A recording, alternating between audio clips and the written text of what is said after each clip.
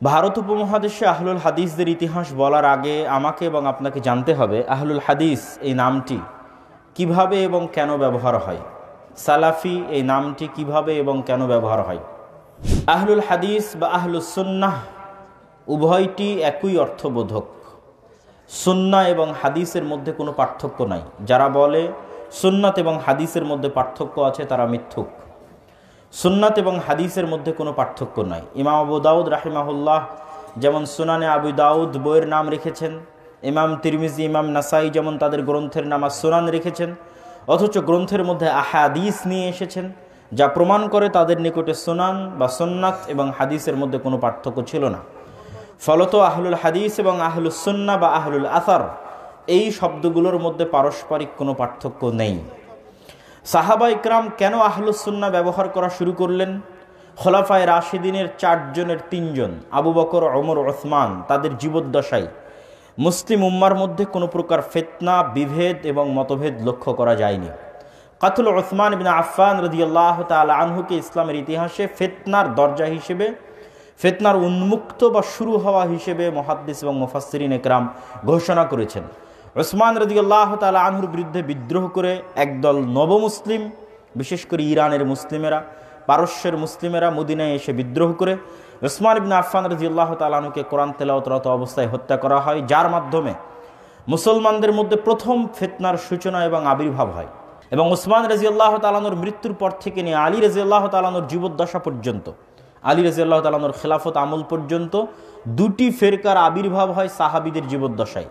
খোলাফায়ে রাশিদিনরা বেঁচে থাকতেই, বড় বড় কিবারুস সাহাবা বেঁচে থাকতেই, আশারা মুবাশশিরিন বিল জান্নাহ তারা বেঁচে থাকতেই, 10 জন জান্নাতের সুসংবাদ প্রাপ্ত সাহাবীরা বেঁচে থাকতেই, কিবারুত তাবেঈনরা জীবিত থাকতেই দুইটা ফেরকার আবির্ভাব হয়।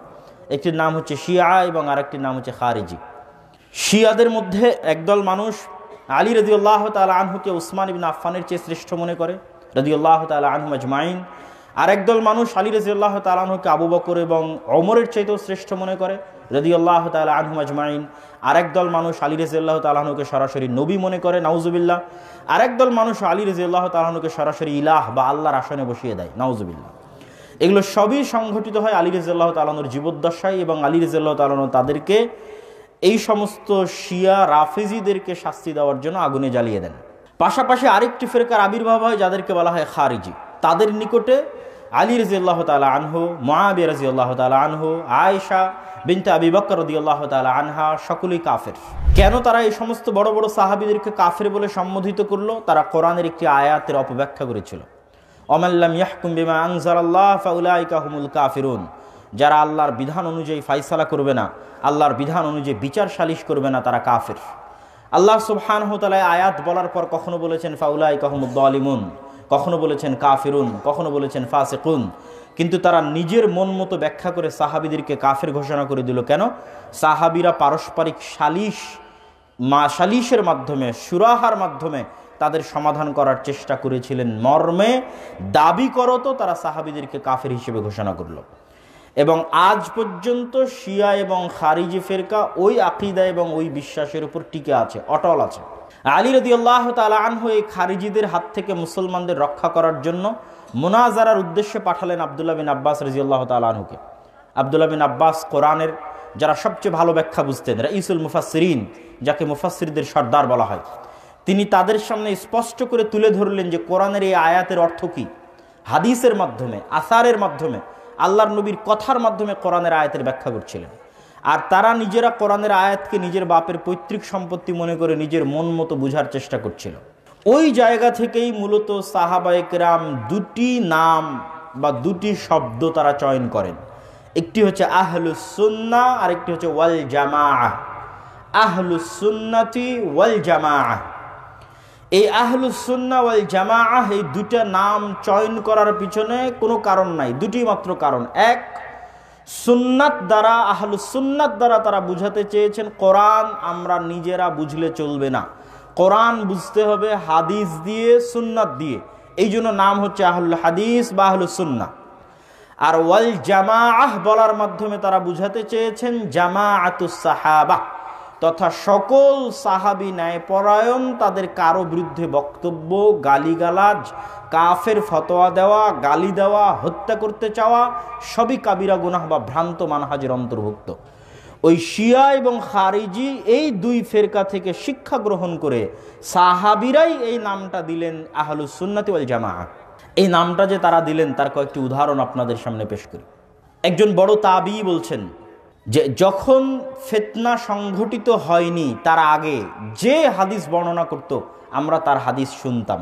ফালাম্মা ওয়াকাতিল ফিতনা, যখনই উসমান রাদিয়াল্লাহু তাআলা আনহুর হত্যা করা হলো তারপর থেকে কেউ হাদিস বর্ণনা করলে আমরা বলতাম সাম্মু লানা রিজালাকুম, তোমরা কার থেকে হাদিস বর্ণনা করতেছো তার নাম বলো, তার পরিচয় বলো, তার বৈশিষ্ট্য বলো। ফায়ুনজারু, দেখা হতো যে সে হাল হুয়া মিন আহলিস সুন্নাহ আম মিন আহলিল বিদআহ, সে বেদাতি না আহলুস সুন্নাহ। এই আহলুস সুন্নাহ নামটা তাবী এবং সাহাবীদের যুগেই পাওয়া যাচ্ছে ইতিহাসের পাতায়, যে দেখা হতো সে খারিজি, শিয়া না আহলুস সুন্নাহ। যদি আহলুস সুন্নাহ হতো তাহলে ফায়ুখাযু হাদিসুহুম, তার হাদিস গ্রহণ করা হতো। স্বয়ং আব্দুল্লাহ বিন আব্বাস রাদিয়াল্লাহু তাআলা আনহুর মতো সাহাবী বলছেন যে যখনই আমরা শুনতাম বাজারে রাস্তা ঘাটে চলতে ফিরতে যে কেউ বলছে ক্বালা রাসূলুল্লাহ সাল্লাল্লাহু আলাইহি ওয়াসাল্লাম, আমি এখানে বসে আছি, পাশ থেকে উনি ওনার সাথে গল্প করতে গিয়ে বলছে ক্বালা রাসূল সাল্লাল্লাহু আলাইহি ওয়াসাল্লাম, আল্লাহর নবী বলেছেন। তো আল্লাহর নবী বলেছেন মানে হাদিস, আর হাদিস মানে মূল্যবান। তখন আমরা সব কাজ থামিয়ে দিয়ে শুনতাম হাদিসটা কি।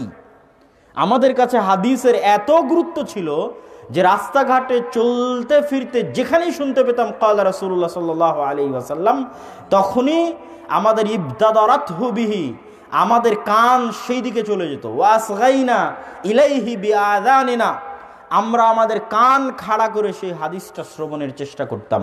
ফালাম্মা রাকিবান নাসু সা'বা ওয়াদ দালুল, যখন মানুষ উঁচু নিচু পাহাড় এবং টিলায় চড়া শুরু করলো, উঁচু নিচু পাহাড় এবং টিলায় আরোহণ করা মানে সত্য ও মিথ্যার মধ্যে মিশ্রণ করা শুরু করলো, ফিতনার যুগ শুরু হয়ে গেল। লা নাখুযু ইল্লা মা না'রিফ, যাদেরকে আমরা চিনতাম না, যে হাদিস আমরা চিনতাম না ওই হাদিস এবং তাদের থেকে আমরা হাদিস গ্রহণ করতাম না। এই দুইটা ছোট্ট উদাহরণ থেকে স্পষ্টভাবে প্রমাণিত হলো যে সাহাবীদের যুগে, বড় বড় তাবীদের যুগে আহলুস সুন্নাহ এই নামটির অস্তিত্ব চলে এসেছে, আহলুল হাদিস এই নামটির অস্তিত্ব চলে এসেছে। তার পরবর্তী যুগে এই নামের অস্তিত্ব দেখেন। ইমাম শাফিঈ 204 হিজরিতে মারা গেছেন, 150 হিজরিতে জন্ম। ইমাম শাফিঈ, তার মুহাম্মদ ইবনে ইদ্রিস শাফিঈ তার পরিপূর্ণ নাম। তার লিখিত বই কিতাবুর রিসালা, তার লিখিত বই কিতাবুল উম্মের মধ্যে অসংখ্য জায়গায় আহলুল হাদিস, আসহাবুল হাদিস, আহলুস সুন্নাহ এই নাম ব্যবহার করেছেন। ইমাম আত-তিরমিজি, মুহাম্মদ ইবনে ঈসা আত-তিরমিজি, তিনি তার সুনান আত-তিরমিজির মধ্যে 400 বারেরও অধিক, একবার দুইবার নয়, 10 বার 20 বার নয়, 400 বারেরও অধিক আসহাবুল হাদিস, আহলুল হাদিস এই নামটি ব্যবহার করেছেন। তাহলে আমরা যদি কেউ বলি যে ব্রিটিশদের আমলে আহলুল হাদিস নামের অস্তিত্ব এসেছে, এর চেয়ে ডাহা মিথ্যা অপবাদ পৃথিবীর বুকে আর হতে পারে না। যেখানে ইমাম তিরমিজি রাহিমাহুল্লাহ তার সুনান তিরমিজির মধ্যে 1200 বছর আগে 400 বারেরও অধিক আহলুল হাদিস এবং আসহাবুল হাদিস নামটি ব্যবহার করেছেন। শুধু তাই নয়, আজকের যুগের যারা বড় বড় হানাফি আলেম এবং পণ্ডিত, তাদের মধ্যে অন্যতম হচ্ছে মুফতি সাঈদ আহমদ আল পালানপুরি, যিনি আমার উস্তাদ ছিলেন রাহিমাহুল্লাহ। হাদিস আর আহলে হাদিস বইয়ের ভূমিকাতে, হাদিস এবং আহলুল হাদিস এই বইয়ের ভূমিকাতে তিনি লিখেছেন যে পৃথিবীর সর্বপ্রাচীন মাযহাব হচ্ছে 2টা। মানুষ যে বলে মাযহাব 4টে, হানাফি, শাফি, হাম্বলি, মালিকি, এটা ভুল। মাযহাব মূলত পৃথিবীতে 2টা, এবং এ কথাই সত্য যে মুহাক্কিক উলামায়ে কেরাম, অতীত যুগের ফুকাহায়ে কেরাম মাযহাব উল্লেখ করতে গিয়ে হানাফি, শাফি, হাম্বলি, মালিকি মাযহাবকে উল্লেখ করেনি, বরং বেশিরভাগই উল্লেখ করেছেন 2টি মাযহাবের কথা। একটির নাম হচ্ছে আহলুল হাদিস আর একটির নাম হচ্ছে আহলুর রায়। এটা মুফতি সাঈদ আহমদ পালানপুরি তার বইয়ের মধ্যে লিখে গেছেন। আহলুল হাদিস কে কে? ইমাম মালিক, ইমাম শাফিঈ, ইমাম আহমদ বিন হাম্বল, 3 জনই আহলুল হাদিস। আর ইমাম আবু হানিফা রাহিমাহুল্লাহ একাই হচ্ছেন আহলুর রায়। এবং এই কথার প্রমাণ আপনি কোথায় পাবেন? যদি ফিকহের কোনো গ্রন্থ পড়ার আপনার সুযোগ হয়, দেখার সুযোগ হয়, তুলনামূলক পর্যালোচনা করার সুযোগ হয়, তাহলে দেখবেন যে 50% মাসালায় এই 3 জন ইমাম একমত। বিদায়াতুল মুজতাহিদ খোলেন বা হানাফি মাযহাবের গ্রন্থ হেদায়া খোলেন, যদিও হেদায়াতে ইমাম আহমদ বিন হাম্বলের নাম নেওয়া হয়নি, কেননা অনেকেই ইমাম আহমদ ইবনে হাম্বলকে আবু বকর আল জাসসাস সহ অনেক বড় বড় হানাফি ইমাম আহমদ বিন হাম্বলকে ফকিহ মনে করেন না। ফলত তারা বেশিরভাগ ক্ষেত্রে শাফিঈ এবং মালিকি এই দুই ইমামের নাম ব্যবহার করেছেন। কিন্তু আপনি যদি জরিপ করেন তাহলে দেখবেন 50% মাসালায় এই তিনজন ইমাম, ইমাম মালিক, আহমদ বিন হাম্বল এবং ইমাম শাফিঈ একমত। আর এই 50% মাসালায় তাদের বিপরীতে একাই আবু হানিফা রাহিমাহুল্লাহ। এই জন্য পৃথিবীর সর্বপ্রাচীন মাযহাব দুটো, আহলুর রায় অথবা আহলুল ইরাক অথবা আহলুল কুফা, এটা একটা মাযহাবের নাম। আরেকটা মাযহাবের নাম হয় আহলুল হাদিস অথবা আহলুল হিজাজ অথবা আহলুল মদিনা অথবা আহলুস সুন্নাহ অথবা আসহাবুল হাদিস, এটা হচ্ছে আরেকটা মাযহাবের নাম। এবং তার আরও প্রমাণ আপনাদের সামনে যদি আমি চিহ্ন এবং আলামত হিসেবে তুলে ধরি, যে আজকের যুগে আপনারা তর্ক বিতর্ক করতেছেন হানাফি এবং আহলে হাদিস ভাইয়েরা কি নিয়ে? আপনারা তর্ক বিতর্ক করতেছেন রাফুল আদাইন করা নিয়ে, আপনারা তর্ক বিতর্ক করতেছেন সালাতে সূরা ফাতিহা পড়া নিয়ে, আপনারা তর্ক বিতর্ক করতেছেন জোরে আমিন বলা নিয়ে।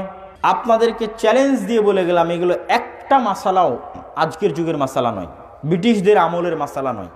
আজকে আপনি আবিষ্কার করে মারামারি গন্ডগোল করতেছেন, এই মাসালা আজকের যুগের নয়। 1200 বছর আগে, 1300 বছর আগে এই মাসালার উপর মতভেদ হয়েছে, সাহাবীদের মধ্যে মতভেদ হয়েছে, তাবেঈদের মধ্যে মতভেদ হয়েছে, বড় বড় ইমামের মধ্যে মতভেদ হয়েছে। ইমাম বুখারী সেই যুগে জুজু কিরাত খালফাল ইমাম, কিরাতুল ফাতিহা খালফাল ইমাম, ইমামের পিছনে সূরা ফাতিহা পড়তে হবে এই মর্মে সম্পূর্ণ আলাদা বই লিখে গেছেন ইমাম বুখারী। তাহলে এই মাসালা মতভেদপূর্ণ কত বছর আগে ইমাম বুখারীর যুগে। ইমাম আত-তিরমিজি তার গ্রন্থের মধ্যে জোরে আমিন এবং আস্তে আমিন উভয় মাসালার দলিল এবং কে কোন মাসালার পক্ষে তার বইয়ের মধ্যে লিখে গেছেন 1300 বছর আগে, 1200 বছর আগে।